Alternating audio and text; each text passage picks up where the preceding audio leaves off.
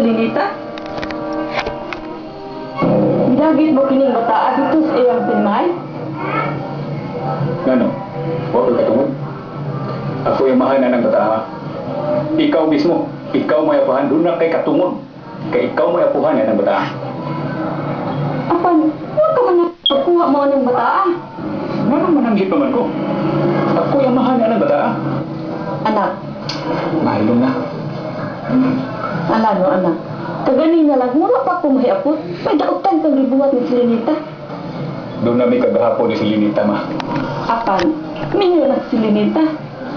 Ma, ang importante nga diya ka. Kung makabantay ka sa akong anak, sa imong apo. Lalo anak, nahadlo ko. Ma, ayaw kahadlok. Kita mo yung padako niya ng bata. Ug dili gid nato ihatag kanila ang bata.